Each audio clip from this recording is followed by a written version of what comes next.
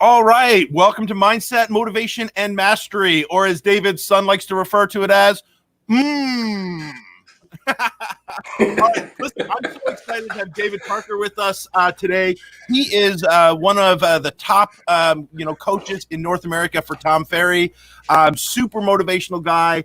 I've been lucky and honored enough to know David over the last, quite a few years actually, and 7 now. 7 years. So listen, I'm going to start with this. Outside of like being a master, real estate coach, David's also a black belt. I mean, he'll tell you a little bit about that, in a second. But here's the cool part about what's super inspiring is, there's tons of black belts out there, but and maybe I didn't get permission to share this, but I'm sharing it. That's fine. But he's gone through a lot of pain, over the last 7 years that I've known him, and I know he's half a bionic man. But what I honor about that isn't that he's half of a bionic man. But number one, I never heard him complain about it. And number two, he always stayed focused on continuing his martial arts and continuing being the black belt, where a lot of people would have said, my shoulders are giving up, my knees are giving up, I need to take a step back. He's always been inspirational, not even just for me, but for the people that he surrounds himself with in that part of his world, because I've watched him do that. And dude, that's awesome. Tell me a little bit about your succession in that, because obviously I watched from the outside looking in. As I come from a home where, my dad passed away at a young age at 63, I'll be 57 in August, and he didn't take care of himself and it was totally unnecessary. A couple heart attacks, kidney problems, diabetes, the list goes on. And he just didn't take care of himself. He didn't watch his physical health, and he smoked too. So growing up, I really leaned into that a lot. And actually got educated, an education from one of the nutrition supplement store owners, Jesse. I used to go just hang out there and talk with him and do a lot of reading. So speed dial, 40 years later, 35 years later. And I'd done a lot of weightlifting and a lot of running when I was a kid. And I was, in really great shape. But back around 2001, I was working in the hospitality business, training to become a GM of a Houston's. And I had one day that I was reaching for a bottle on a shelf, and I felt this kind of clicking. So over the next 10 plus years, it progressively got worse, and I couldn't raise my hand past here or past here. One failed shoulder, then another. So you can hear in my voice, I'm almost shaking a little talking about it. So I had 2 full shoulder replacements. And then last October, I had a full hip replacement as well. So, hey, look, you either give in and succumb, or you hunker down, get focused, formulate a plan, and execute. And, you have to give things time. So for me, the recession was really hard for us. Our business in real estate, just to share, not to impress, just to share, we were in the top 3% in the county. Polly and I, we were doing 100 to 120 sales a year. We were killing it. And then South Florida got crushed with the recession. And I found myself kind of in a depressive, dark kind of place. So I just started taking the steps I needed to. I went to Tony Robbins' Unleash the Power Within. I started teaching classes at Keller Williams. I enrolled in coaching. And I loved you as a coach too. You were my coach for a couple of years. Joined the Rotary, started giving back to others, finding different ways to fulfill myself and help others too. And I said to Paul, we were sitting at our desks at our home office one day, and I said, I'm going to become a coach. And this is when we're struggling to get by. We're like, every single penny counts, right? Like if we went to an event, which we did once during those years, we went to many events. You could see all the name badges hanging there. Oh, yeah. But we literally packed up food in a suitcase and stayed at a really inexpensive place, but we were committed to go there. So she said, now? And I said, yeah, why not? What better a time? Yeah. Because again, look, you can use forces. I tell my students this too. Whenever you go through challenges in life, like our country is now, is this a condition you're subject to, or is this an opportunity for change? Yeah. So that's kind of how that all happened. And you get to make that choice, right? You get to make the choice of whether you see it as a challenge or as an opportunity, right? And here's the truth, David. It's actually both, right? But you get to choose that path. Like, you get to choose the path of saying, hey, it's both an opportunity and it's both a challenge. But I'd rather choose the path of opportunity, because if I choose the path of challenges, then that's what I see. And if that's what I see, that's what I become. And if that's what I become, then I'm always in this place of fighting rather than choosing the path of opportunity, where then I look for opportunities, I seek out opportunities, I find where's the best avenue and the best road to go, right? So, and again, that's your choice. And it's not only your choice with, like, we're in the real estate business, it's not only in that choice in real estate, but it's that way in life too, right? Life. Yeah, for sure. Yeah, in every aspect, and if you look at it as a condition, you have to decide, am I going to take advantage of that condition to transform? Because we always change. I mean, if we had a Back to the Future car and we could go back 20 years, the Jared you would meet 20 years ago is not the guy that I'm talking to right now, nor am I.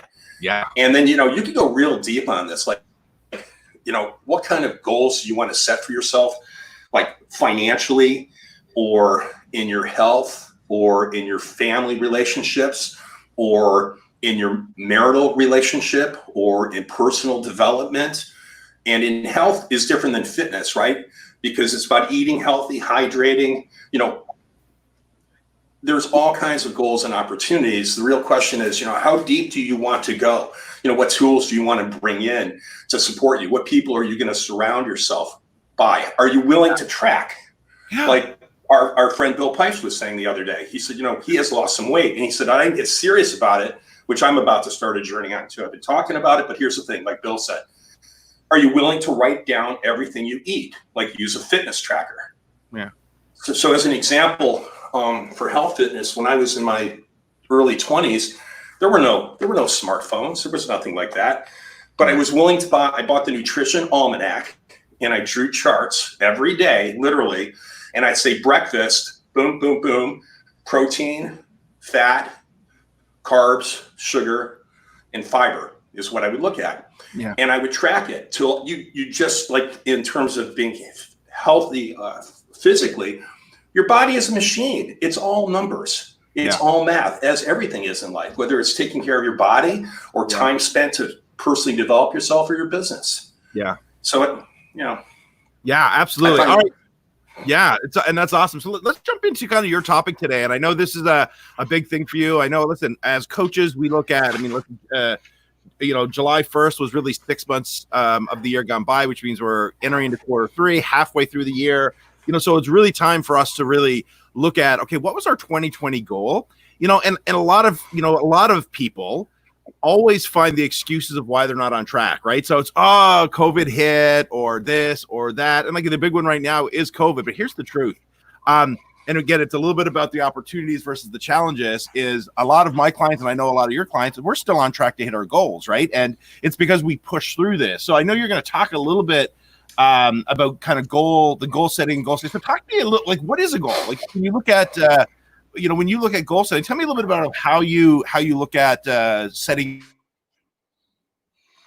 well, I think that are you still there? No.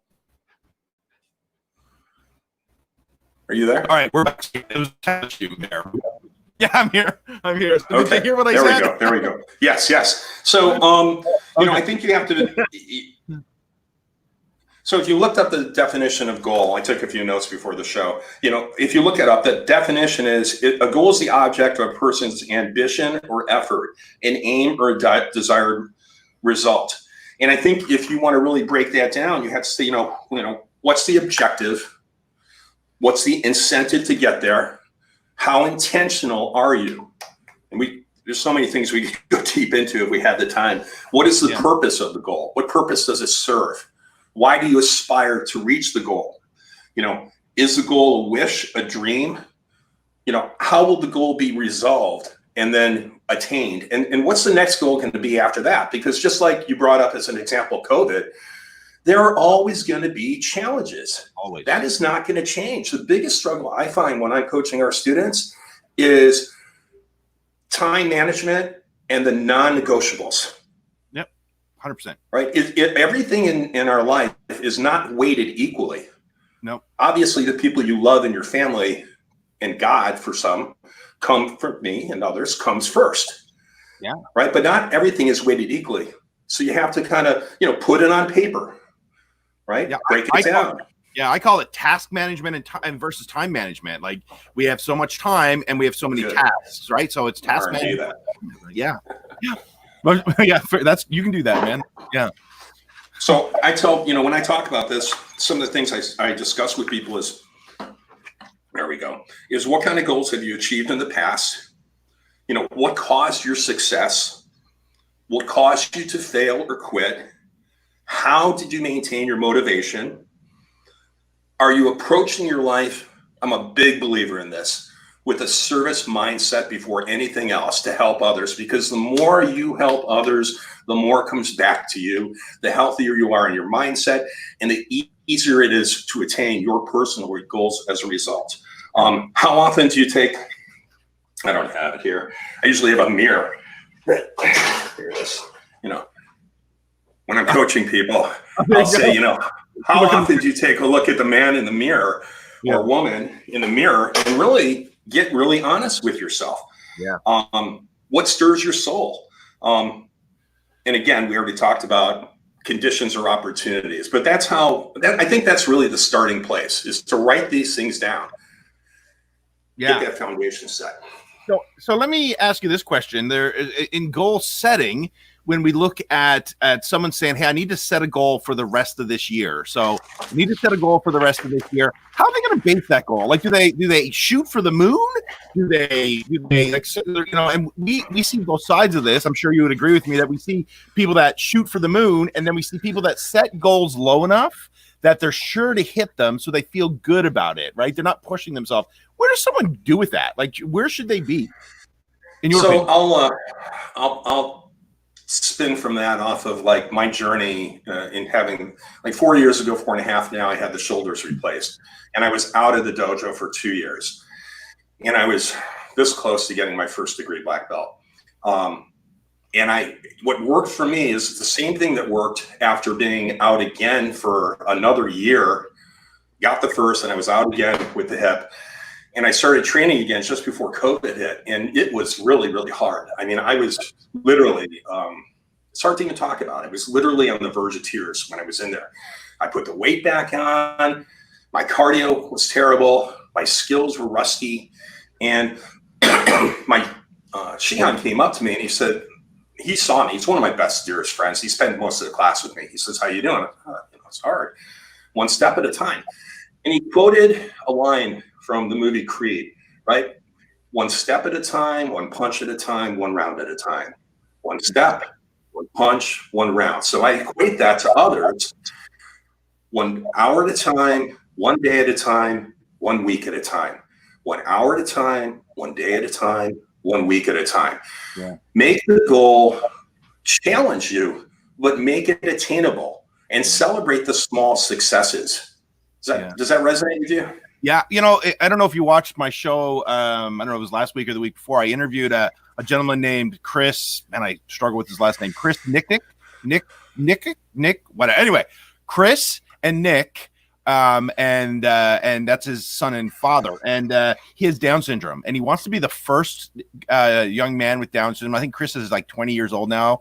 The first kid with Down syndrome to become a triathlete, to do a full triathlon. And what was interesting about that is the way his dad approached him doing that. And this is what he said to me, and it talked a little about what he calls the 1% method, right? And and I said, well, what's that? And he talked about, listen, here's the truth. My son has Down syndrome. The doctors don't give him, saying that he's never going to do this and he's never going to do that. And he said, I didn't believe that, and neither did Chris, as the young man, and he wanted more out of his life. And he said, if my son could do 1 sit-up, then he could do 2. And if he could do 2, then he could do 3. If I could get him to do 1 pull-up, then he could do 2. If I could get him to walk 1 kilometer, then I could get him to run 1 kilometer. And so what was interesting is it's so true, right? Like, we look at people who have these disabilities, or we look at someone like you who had a surgery or whatever, and we always want this so the quick answer, the quick solution. And here's the truth, like you mentioned before, it takes time, right? And for him now, like Chris is running like full 15 miles. He's biking, some odd, like, and it all started with, if he could do one, then he can do two. And if he can do two, he can do three. And they built from that philosophy. And that's where I think a lot of people got to really look at their career, even if you're a brand new agent, if I can do one, then if I can take one listing, then I can take two. And if I can take two buyers, I can take three, right? Hey, a guy I train with, Lenny, he's 64 years old. He's a black belt, and his son, who's Chris, I believe is his name. He was born, basically his arm ends here. Yeah. And he has a prosthetic device. But if you watch that show, I think it's in its second season by The Rock, right? Dwayne. Yeah. Dwayne. He was in the show at the beginning. He was one of the contestants. Dude, wow. This guy is out there competing, and he's like, nothing stops him. He's an incredible person. So, that's the whole thing. People, we didn't even touch on this yet. They let their limiting beliefs get in their way. And I think that's something else. Some of the questions that some people should ask themselves are, where do you come from? What was your upbringing like? Did your parents only hit a certain success level? Are you setting that as the standard that, is as high a bar as you can reach, right? And I think a lot of people do that. They decide what they're capable of. I make a stupid joke all the time. I say, I could become a neurosurgeon if I wanted to, but it would probably take me about 100 years of school to get there. I'm just not that smart, right? But you're beautiful. Well, you too, my friend. We can attain anything.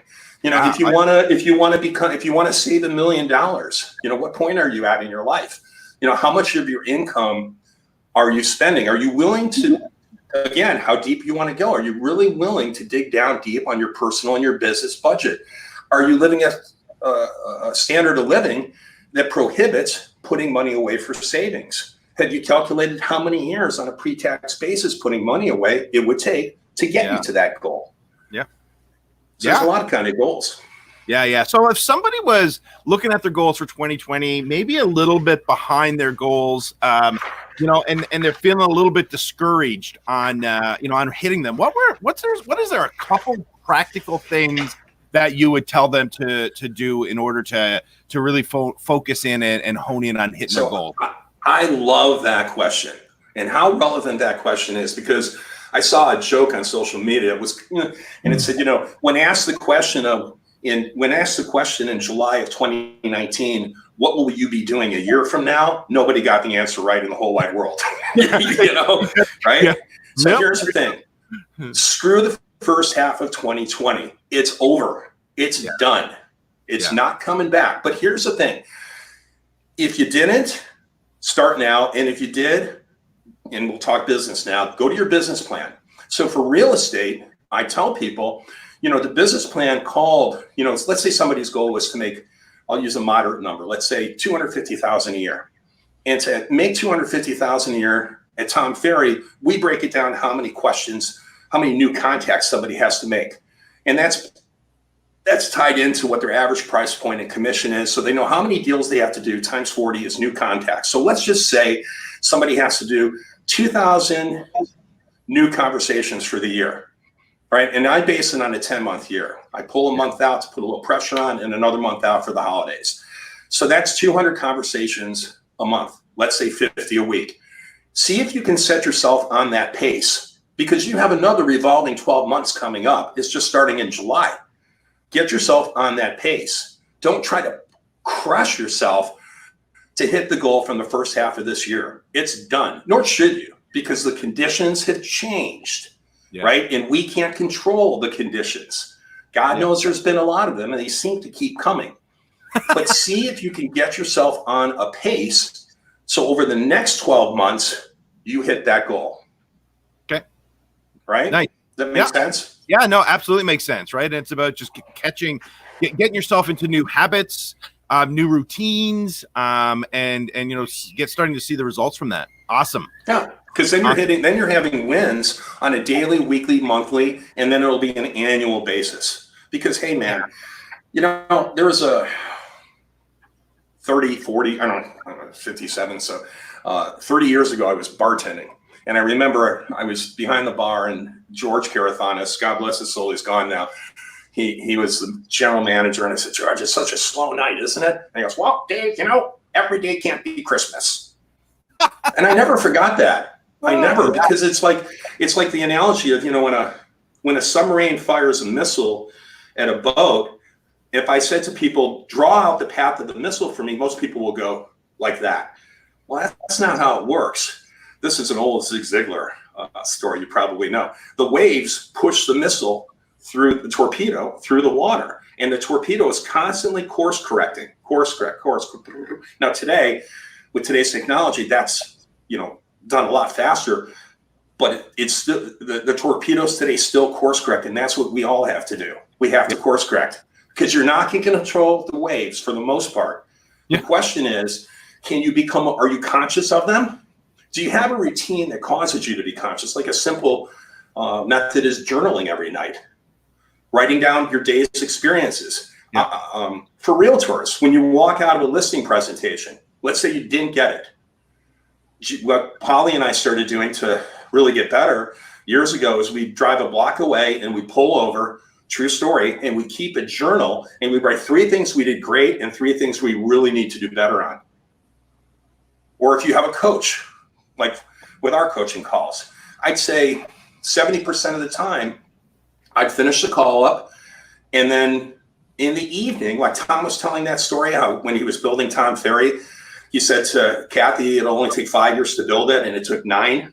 Yeah. He said he used to go to work from like 7 a.m. to 5 p.m., come back, spend time with the kids and her, put the boys to bed at 9, and then work from 9 to 11.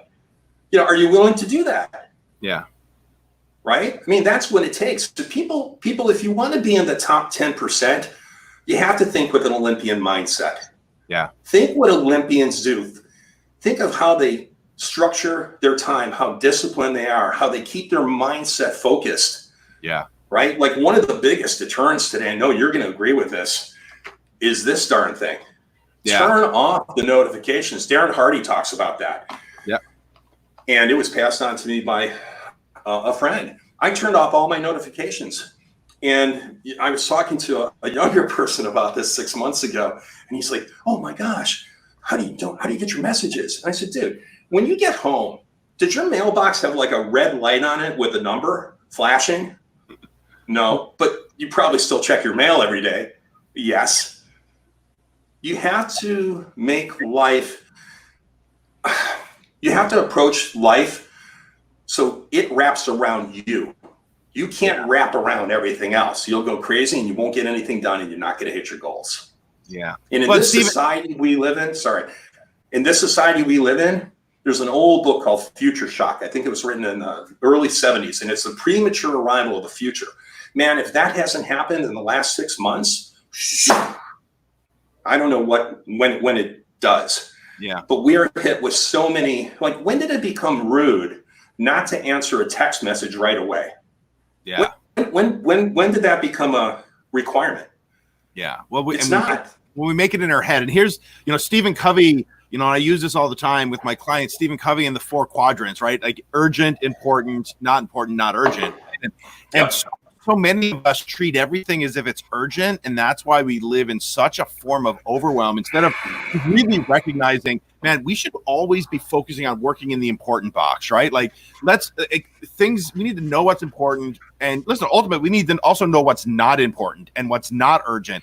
But we all live in this, and it's a little bit, of a mindset, right? Because we all live in this urgent, exactly like you said, like, oh my God, someone sent me a text, I got to respond right away. Or someone sent me a Facebook message, or they can see I read it, I got to respond right away.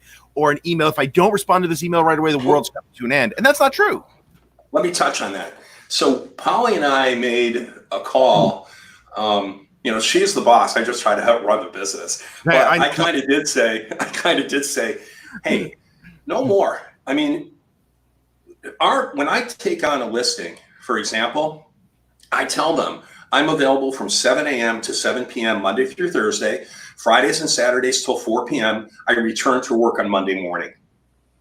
Yeah. I was like, oh my God, we're going to lose listings. And I said, and we never lost one deal. And on all of my listings under broker remarks, I put all offers require 24 hours, business hours, response time. Yeah. Because, hey man, you give up that Sunday, think about everything you give up, time with your family and so on, but you don't recharge. Now you're working a 2-week stretch. Yeah. That's not healthy for anything. Yeah. So again, it's all how you position things and what you're willing to do. No more 10 p.m. emails. No business is going to be conducted. I mean, hey guys, I know there's exceptions, but we can't live by the minority, by the exceptions. We're not going to be doing business 99% of the time between 10 p.m. and 7 a.m. That's called sleep, right? Yeah, it's Tom used to always say this to me when I'd use the excuse and I'd go, oh man, I'm overwhelmed. He said, Jared, you're not overwhelmed. You're just underplanned. And I think most of us live in that world, especially in our industry. We live in the world of overwhelm, and it's not overwhelm. It's just simply that they're underplanned. And here's why they get underplanned is because the things that they know they need to do the most, they avoid doing because it's uncomfortable. They don't like it. And therefore they look for any excuse. And here's the truth. When then the rubber meets the road, they got to get back to doing it. And they use this excuse up here to go, oh, I'm overwhelmed, which is why I didn't do it. And I call BS on that. Like, I think we should be creating a plan. Like, and if we go to goal, we're looking at goal setting, like create a plan based around where your goal is. And then not like, we can all create a schedule. And like when I go to my clients, hey, did you create your schedule? They go, yeah, it's going to be amazing. I'm going, great. Now's the hardest point, because the easiest point was creating it. You have to submit to it. Which means I use your quote all the time with my clients. I love you, man.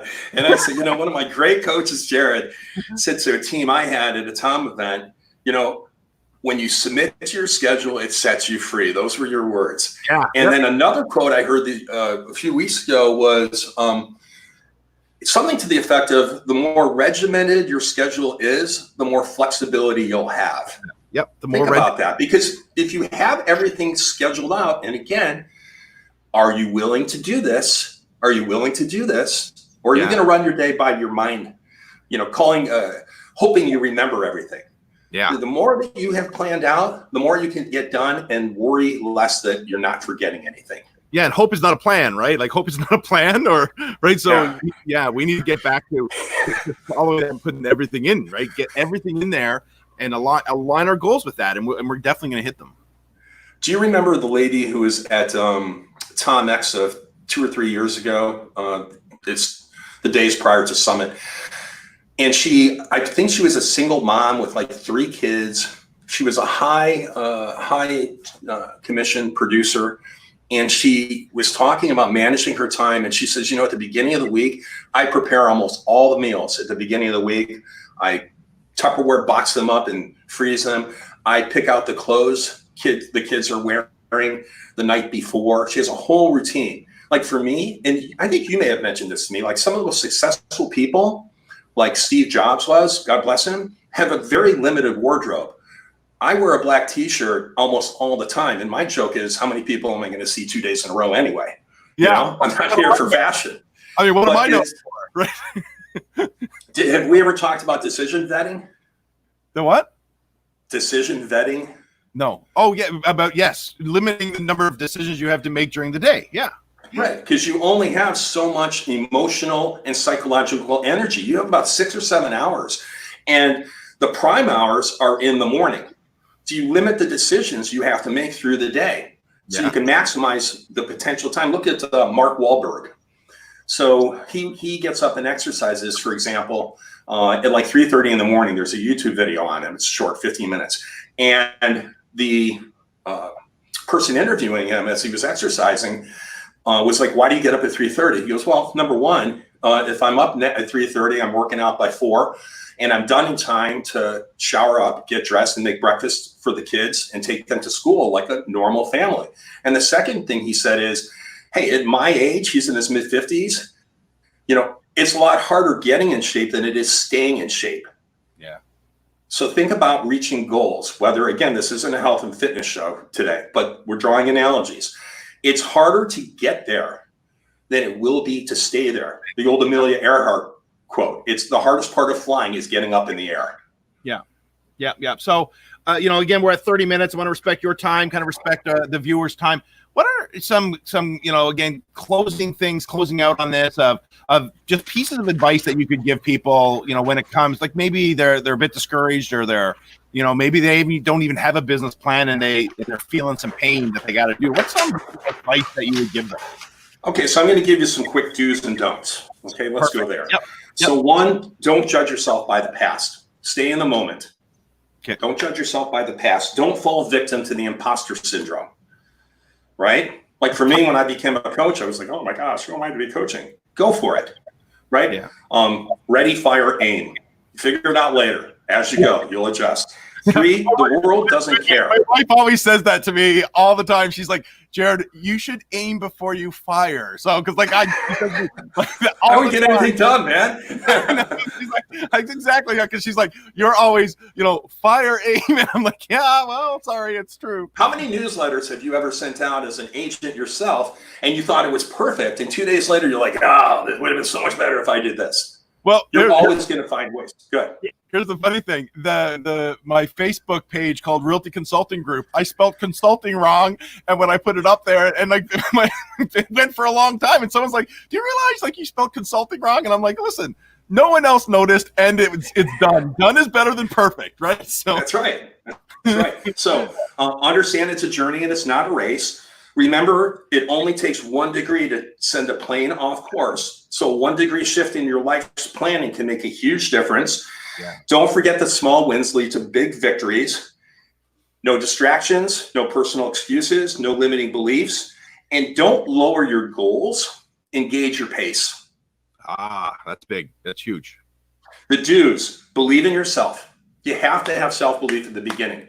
One of the things I talk about is Mary Kenyon, a mutual friend of ours, who's a team leader at the Keller Williams brokerage I work at. I said, Mary, what's the number one attribute of people that are most successful? She said, there's a guy here, and she said, I'm not trying to be unkind. She said, he's not the smartest fella, but he made $650,000 GCI last year because he's committed. She said, commitment. And I said, I'm sorry, not commitment, consistency. He's consistently lead generating. We peel that down. Consistency. To be consistent, you have to be committed. And if you're committed, you understand you're going to have to make sacrifices. And if you're going to make sacrifices, you have to be courageous. And if you're going to be courageous, you have to be determined. Yeah. So consistency, commitment, sacrifice, courage, and determination. A couple other closing thoughts.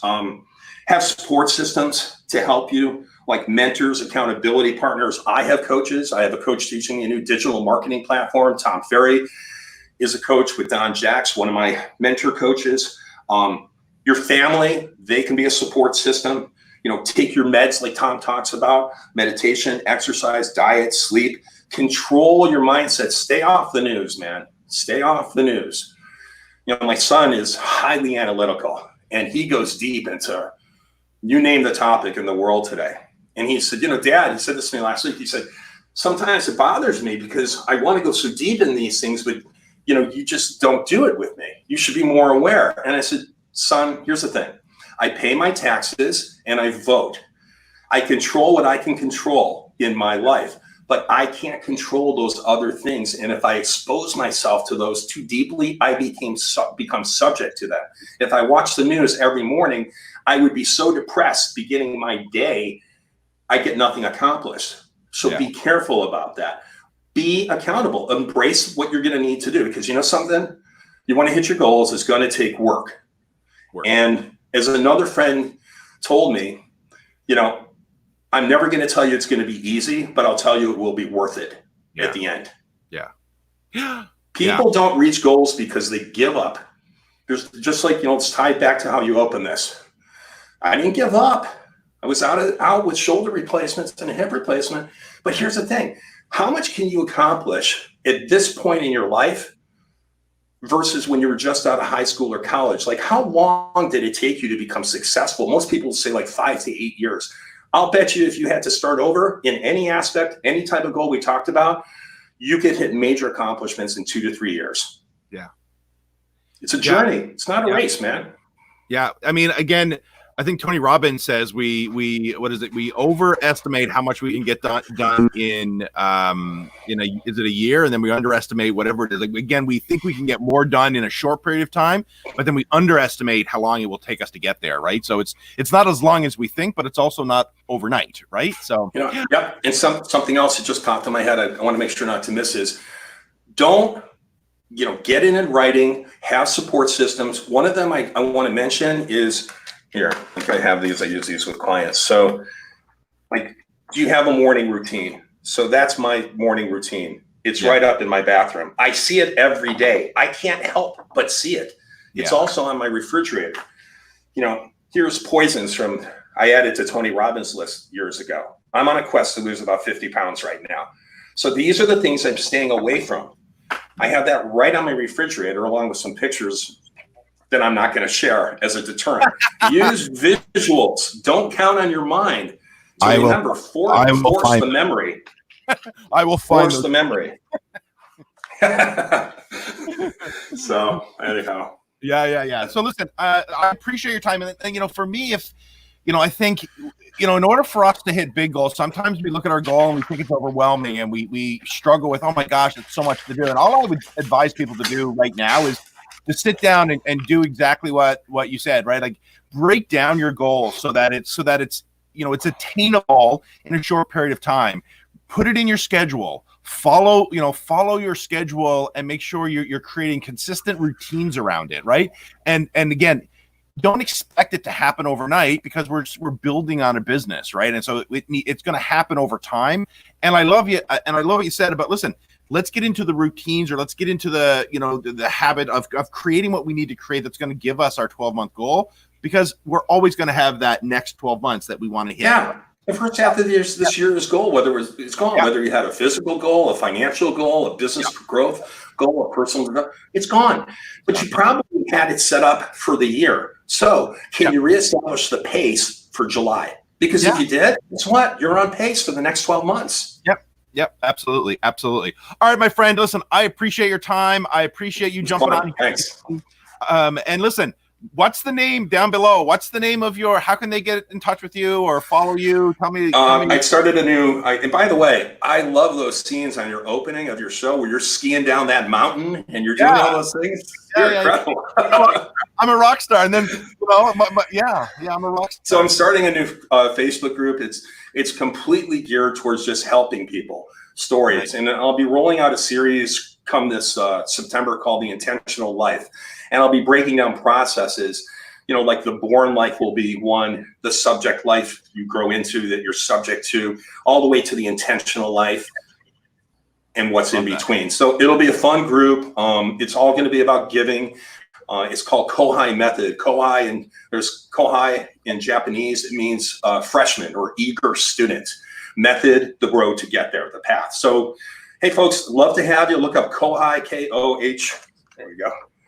Down below. Kohai Method. Kohai Method. It's right on Facebook. It's going to be cool. And you'll also be able to meet a lot of other cool people in the world there as well. Cool. All right. Listen, bud, have a great weekend. I know it's a holiday weekend this weekend. Have a great weekend, and we will catch up soon. Okay. Good to see you, as always. Bye. All right. Thank you. Absolutely.